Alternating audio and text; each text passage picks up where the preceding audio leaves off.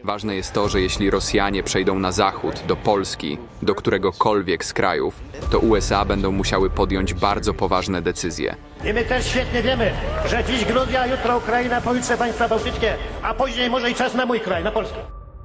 Dla wielu to, co teraz powiem, będzie pewnie sporym zaskoczeniem, szczególnie z powodu aktualnie zmieniającej się władzy, do której spora część Polaków niekoniecznie ma zaufanie. Ale nawet ci powinni uwierzyć w sukcesywnie zbliżające się osiągnięcie przez Polskę statusu mocarstwa w Europie. Co więcej, powiem, że taki pozytywny dla nas rozwój sytuacji z pewnością nie jest zadowalający dla niektórych naszych sąsiadów, lecz informacja dla nich jest taka, że ten scenariusz jest nieubłagany. I będzie on dobitnym dowodem na to, że ustalenia jałtańskie z 1945 roku, będące do dziś symbolem zdrady zachodnich sojuszników wobec Polski i ich zgody na podporządkowanie Europy Wschodniej totalitarnemu Imperium Sowieckiemu oraz chore plany Putina mającego na celu ożywienie rosyjskiej dominacji w całej Europie Wschodniej, aż do granicy z Niemcami, legną ostatecznie w gruzach. Silna Polska to nie jakaś mrzonka, lecz nieunikniony skutek zmian na globalnej arenie geopolitycznej, które zaczęły przewracać kolejne kostki komunistycznego domina, począwszy od bezkrwawego przewrotu solidarnościowego w Polsce, poprzez upadek muru berlińskiego i tak dalej. Dziś, jeśli tylko zaangażowanie militarne, polityczne i gospodarcze Stanów Zjednoczonych Ameryki nie osłabnie, to będzie ono podwalinami do stworzenia polskiego bloku,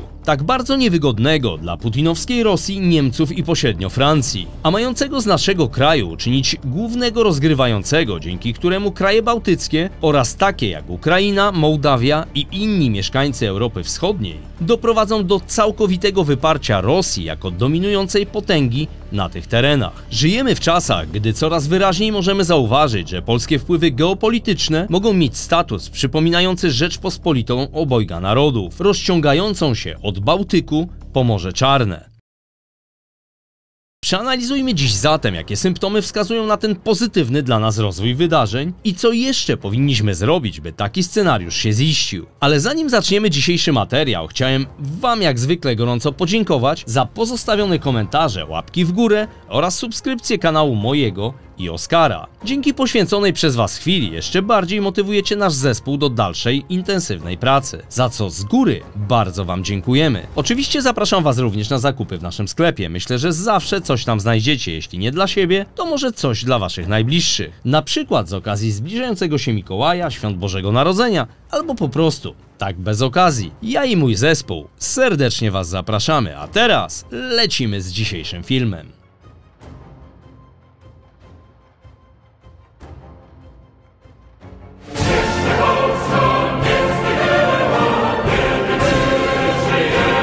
To, że my Polacy jesteśmy jednym z najbardziej pracowitych narodów na naszym globie, nikomu raczej nie trzeba tłumaczyć. Na dodatek mamy cholernie mądrych ludzi, których potencjału przez wiele dekad nie wykorzystywano, ale ta sytuacja zaczęła się na nasze szczęście zmieniać, szczególnie z chwilą otwarcia granic i sukcesywnemu asymilowaniu naszej gospodarki z europejską, przy jednoczesnym wykorzystaniu naszych silnych stron. Oczywiście nie jesteśmy w stanie we współczesnym, zglobalizowanym świecie zrobić i osiągnąć wszystkiego sami, bo stety lub niestety kluczem do osiągnięcia pełni naszego sukcesu jest wciąż zaangażowanie USA w tym regionie. Istnieje bowiem pewna potrzeba politycznej neutralizacji Moskwy i sprowadzenia na boczne tory Berlina oraz Paryża, nawet jeśli niektórzy nie zdają sobie z tego w pełni sprawy. Oczywiście nie mówię tu absolutnie o jakichś rozwiązaniach militarnych, ale bardziej umiejętnej polityce rządu, którego siła musi polegać na zjednoczeniu nas Polaków w obliczu zagrażających nam niebezpieczeństw. Dla USA wojna na Ukrainie z Rosją jest wojną zastępczą z Chinami. Co więcej, ostatnie spotkanie Xi i Bidena może w tej kwestii dobrze wróżyć na przyszłość. Ale na nieszczęście Ukrainy to ona obecnie stała się poletkiem doświadczalnym, którym my mieliśmy być tak według sowieckich, jak i natowskich planów zimnowojennych. Dziś powinniśmy podziękować tym, którzy zadbali o to, by Polska w porę znalazła się w ramach sojuszu natowskiego, a powątpiewającym powiem jedynie tyle. Czy wy naprawdę wierzycie, że ten sojusz to jedynie gadanie i nic nie robienie? Gwarantuję, że jeśli faktycznie by tak było, to przyjmujący wiele raczej na chłodno Skandynawowie jak Finlandia i Szwecja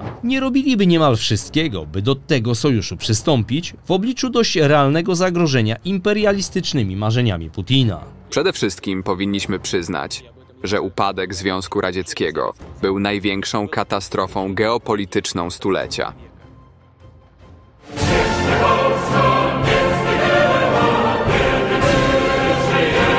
Wracając jednak do samych Stanów Zjednoczonych, to ostatnie 2 lata pokazały nam dość dobitnie, że nie mogą już przesadnie liczyć na wsparcie dwóch głównych potęg Unii Europejskiej, to znaczy Francji i Niemiec, których celem jest bardziej możliwie szybkie klepanie się po plecach z kremlowskimi włodarzami i najlepiej prowadzenie interesów na poziomie sprzed 24 lutego. Co więcej, im od dawna nie do końca leży hegemonia USA w Europie. Ciekaw jestem, czy jakby się znaleźli przez 50 lat pod wpływami sowieckiego Sojuza, to wtedy też byliby takiego zdania. Zresztą jak zwykle, jak nie wiadomo o co chodzi, to chodzi o pieniądze. A obecnie tak Berlin jak i Paryż najchętniej wykupiliby za pomocą Zełenskiego, co tylko się da na Ukrainie, a resztę, czyli zaanektowane tereny, raz na zawsze zabrałaby Moskwa. Oczywiście należy mieć także na uwadze, że wraz z rozwojem działań wojennych za naszą wschodnią granicą hura optymizm pokładany w ukraińskiej armii nieco opadł, co nie zmienia jednak wciąż faktu, że od samego początku tej wojny wiele wskazywało na fakt, iż w Europie są tylko 2 kraje NATO, które od samego początku podniosły rękawice, przeciwstawiając się kremlowskiej zachłanności i imperializmowi, a są nimi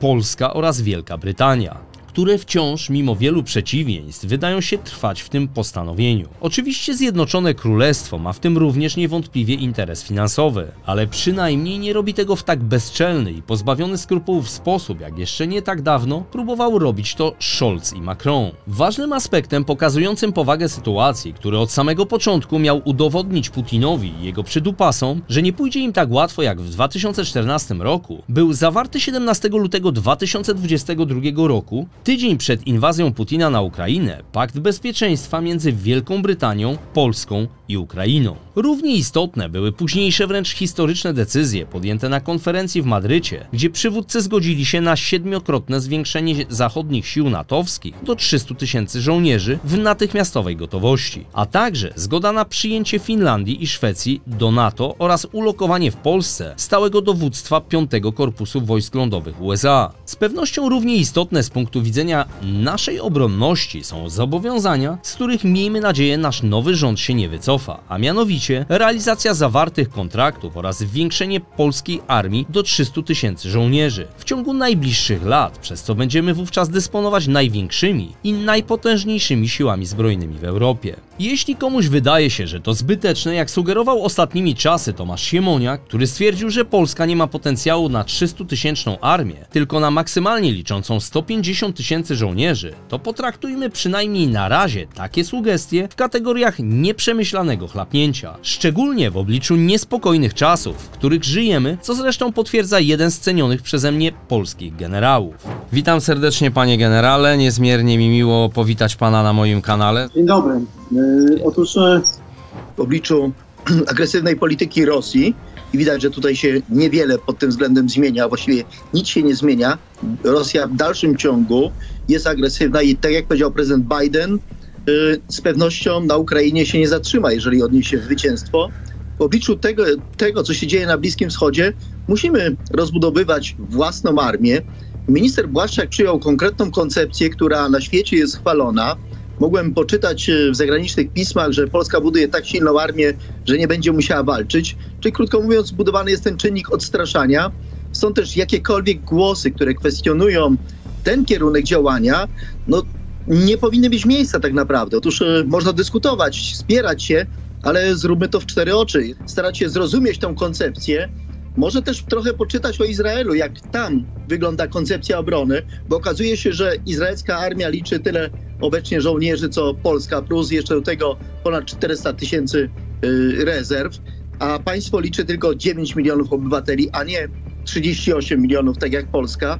Można popatrzeć na model szwajcarski, można popatrzeć na różne modele, które funkcjonują, ale na Boga, przecież jest po to sztab generalny, po to są wyższe dowództwa, żeby najpierw to przedyskutować, przeanalizować, skalkulować, porozmawiać z tymi, którzy są twórcami obecnego programu i dopiero później przedstawiać dalszy kierunek rozwoju, ale w kwestiach bezpieczeństwa powinniśmy mówić jednym głosem i powinna być zachowana ciągłość, bo ten kierunek dzisiaj w mojej ocenie jest kierunkiem bardzo dobrym. Zresztą dość mocne słowa w kwestii rosyjskiego zagrożenia wygłosił nie tak dawno szef brytyjskiego sztabu generalnego, Patrick Sanders, który podczas jednej ze swoich wypowiedzi zasugerował, że obecna sytuacja bardzo przypomina rok 1937, gdy zaczęło się uwidaczniać coraz poważniejsze zagrożenie ze strony Hitlera. Polskie władze już dawno chciały wybić z głowy zachodnioeuropejskich polityków infantylne złudzenia, że w Europie nigdy więcej nie będzie wojny, wyraźnie ostrzegając od wielu lat, iż brak reakcji na coraz agresywniejszą politykę Rosji może doprowadzić do tragicznych w skutkach wydarzeń.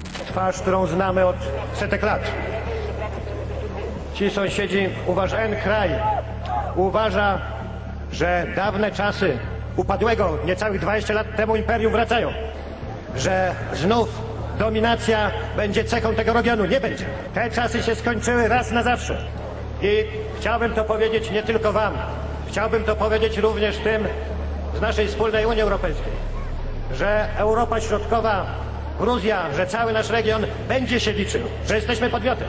I my też świetnie wiemy, że dziś Gruzja, jutro Ukraina, pojutrze państwa bałtyckie, a później może i czas na mój kraj, na Polskę. Byliśmy głęboko przekonani, że przynależność do NATO i Unii zakończy okres rosyjskich apetytów. Okazuje się, że nie, że to błąd.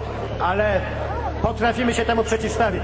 To mylne wrażenie Zachodu otworzyło szerokie spektrum możliwości Władimirowi Putinowi i jego towarzyszom, którzy tak naprawdę nigdy nie pogodzili się z upadkiem Sowieckowo-Sajuza. Było i jest to niepokojące, chociażby z powodu pewnej cykliczności zdarzeń, która wydaje się oczywista, analizując historię Europy i świata pod względem geopolitycznym. I niestety w przypadku Rosji wiele symptomów zostało naiwnie zbagatelizowanych. A kiedy prawda wyszła na jaw, konflikt zbrojny wschodu z Zachodem stał się naszą rzeczywistością i traumatyczne przeżycia naszych wschodnich sąsiadów lub to, co się dzieje na Bliskim Wschodzie, przypomniały nam, czym są realia wojny, powodującej śmierć i traumę wielu ludzi. Chociażby z tego powodu wielu analityków politycznych, w tym George Friedman, uważa, iż już teraz nasz kraj stał się liderem w regionie środkowej i wschodniej Europy, a w najbliższej przyszłości przy umiejętnych działaniach Rzeczpospolita może stać się nowym europejskim mocarstwem.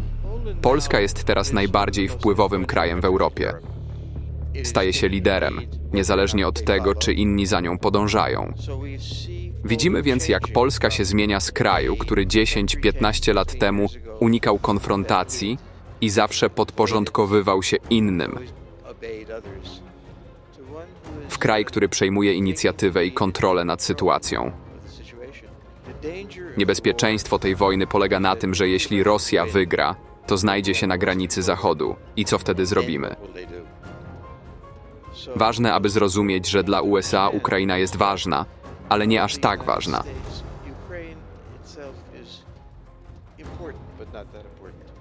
Ważne jest to, że jeśli Rosjanie przejdą na zachód, do Polski, do któregokolwiek z krajów,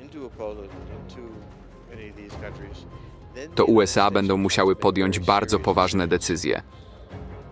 A my nie chcemy podejmować tych decyzji. W swojej książce Następne 100 lat argumentował on również, że w nadchodzących dziesięcioleciach Polska stanie się dominującą potęgą w Europie kontynentalnej. I to może zdecydowanie nie leżeć Putinowi. Jak podkreślił w lipcu 2023 roku podczas jednego z udzielanych wywiadów, to wiele wskazuje, iż kilku polityków światowego formatu i wojskowych w końcu zrozumiało, że to jest jak najbardziej możliwe. Na co dowodem ma być chociażby podpisane z Wielką Brytanią obustronne porozumienie strategiczne obowiązujące do roku 2030.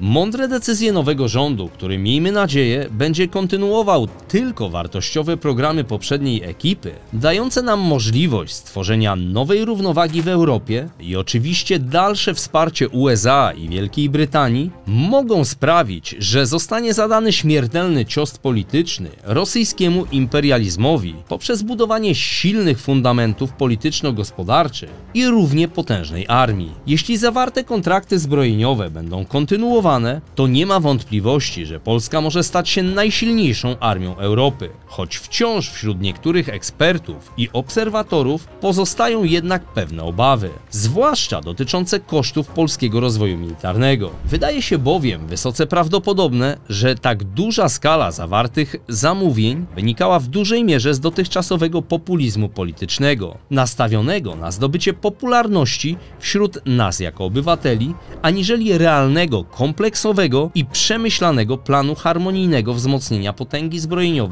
polskiego wojska. Nasze nowe władze powinny zdecydowanie zadbać o to, aby realizowane programy były zrównoważone i przystępne cenowo w dłuższej perspektywie. Szczególnie dlatego, że chcąc nie chcąc Polska bardzo potrzebuje silnej armii, bo stała się wręcz natowskim bastionem. W tym kontekście bardzo ważny wydaje się być ostatni raport niemieckiej Rady Stosunków Zagranicznych, ostrzegającego, że Europa stoi w obliczu nowego zagrożenia wynikającego z możliwości ataku ze strony rosyjskiej armii w ciągu najbliższych 6 lat. Analizy oparte na informacjach niemieckich służb wywiadowczych i tamtejszego resortu obrony wskazują na rosnące niemal z każdym dniem niebezpieczeństwo militarnej eskalacji w regionie. Główną konkluzją raportu jest pilna potrzeba przygotowania NATO i krajów europejskich, w tym Polski, do ewentualnego konfliktu z Federacją Rosyjską. Ministrowie obrony, w tym Boris Pistorius z Niemiec, podkreślają konieczność gotowości do wojny jako jednego z kluczowych celów ich sił zbrojnych i sił natowskich. Analizując sytuację, eksperci wskazują na kluczową rolę Ukrainy w kontekście europejskiego bezpieczeństwa, ponieważ ich zdaniem konflikt za naszą wschodnią granicą może stanowić preludium do szerszego ataku ze strony Rosji na Europę. Ciekaw jestem, czemu to nasi zachodni sąsiedzi nagle wręcz tak diametralnie zmienili swoje zdanie, prezentowane przez co najmniej kilka, jeśli nie kilkanaście miesięcy, w zupełnie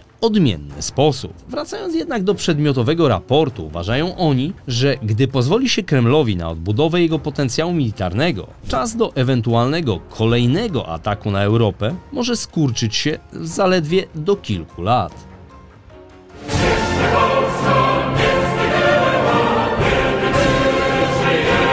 Dlatego nawet tylko z tego powodu przy obecnie rosnącej roli Polski na międzynarodowej arenie politycznej istnieje naprawdę duża szansa, szczególnie przy podejmowaniu mądrych decyzji naszych elit politycznych, do realizacji tego celu zarówno pod względem politycznym, strategicznym, jak i gospodarczym. Tylko tak na marginesie, z punktu widzenia historycznego, trochę się obawiam tych mądrych decyzji. W daleko idącym interesie Polski leży oczywiście niepodległość Ukrainy, ale pomoc udzielana naszym sąsiadom powinna być zabezpieczona odpowiednimi umowami międzynarodowymi, na podstawie których Polska będzie miała zagwarantowane odzyskanie ogromnych środków finansowych, jakie były i są poświęcane na tą pomoc. Nieważne, czy będą to złoża, w które bogata jest Ukraina, czy też nieruchomości lub inne aktywa. Jeśli mądrze to rozegramy, istnieje duże prawdopodobieństwo, że Polska stanie się wówczas równie istotną siłą europejską, jak Niemcy, Francja lub Wielka Brytania. Na naszą korzyść obecnie poprzez inwestycje w armię, pomoc Ukrainie i wiele innych czynników